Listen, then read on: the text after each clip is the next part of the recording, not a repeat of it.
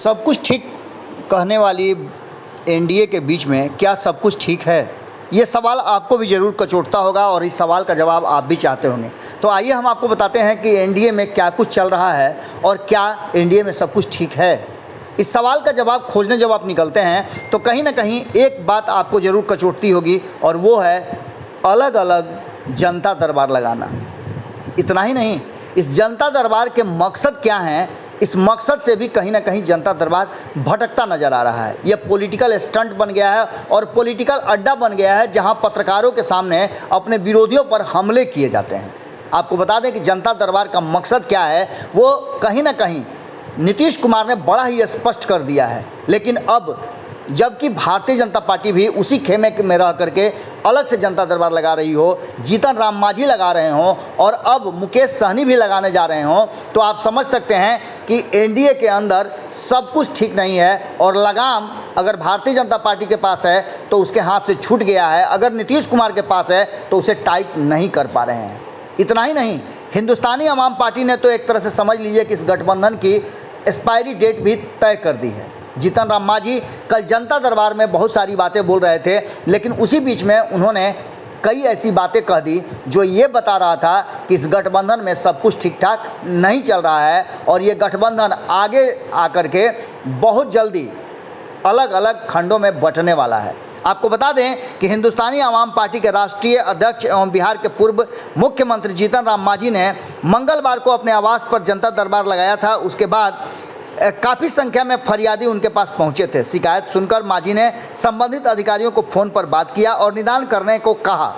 पत्रकारों से बातचीत के दौरान जीतन राम मांझी ने कई बातें कही। उसमें उन्होंने स्पष्ट तरीके से एक बात जो कही वो बड़ा ही महत्वपूर्ण थी। बिहार में उनका एनडीए गठबंधन चल रहा है और एनडीए गठबंधन में 4 घटक दल हैं। इसके साथ उन्होंने कहा कि आगे आने वाले समय में हम चाहेंगे, हालांकि आपको बता दें कि जीतन राम मांझी लगातार प्रयास करते रहे हैं कि भारतीय जनता पार्टी आगे भी बिहार से बाहर जीतन राम मांझी की पार्टी को गठबंधन में जगह दे और उत्तर प्रदेश सहित अन्य राज्यों में होने वाले चुनाव में उनको प्रतिनिधित्व मिले। इन सारी बातों को लेकर के अब शायद जीतन राम मांझी का जो मन है वो इस बात के लिए तैयार हो गया है कि भारतीय जनता पार्टी उनको भाव देने वाली नहीं है। जब नीतीश कुमार को भाव नहीं दे रही है तो जीतन राम मांझी किस खेत की मूली हैं। उन्होंने साफ तरीके से कहा है कि वो चाहते हैं कि हमारी पार्टी उत्तर प्रदेश में भी चुनाव लड़े और इसके लिए हम भरपूर तैयारी कर रहे हैं। भाजपा और जदयू के साथ गठबंधन होता है तो हमारी पार्टी भी वहाँ चुनाव लड़ेगी। उन्होंने बताया कि बंगाल में होने वाले उपचुनाव में भी उनकी पार्टी भाग्य आजमाएगी और ये आप समझ सकते हैं कि गठबंधन में अलग अलग विचार रखने वाले लोगों की बात है। वहीं आपको बता दें कि उत्तर प्रदेश में हमारे लोग और हमारे समर्थक की लगातार तैयारियां चल रही है। जदयू के साथ हम पार्टी का गठबंधन होता है तो हम उत्तर प्रदेश में बेहतर विकल्प के रूप में सामने दिखाई देंगे। उन्होंने एक तरह से समझिए कि भारतीय जनता पार्टी को थ्रेट भी दिया है कि जदयू और हिंदुस्तानी अवाम पार्टी का गठबंधन हो सकता है और इस गठबंधन के तहत वो कड़ी टक्कर दे सकते हैं भारतीय जनता पार्टी को।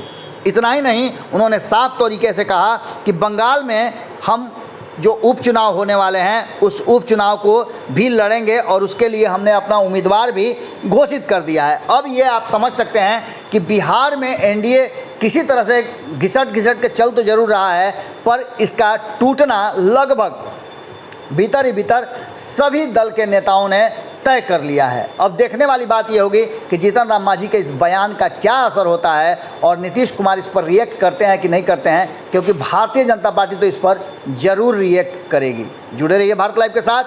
बहुत बहुत धन्यवाद। अगर ये वीडियो पसंद आई और वह बिहार के राजनीति और बिहारियत से सरोकार रखेनी तो सब्सक्राइब बटन दबा के चैनल के सब्सक्राइब कर ली।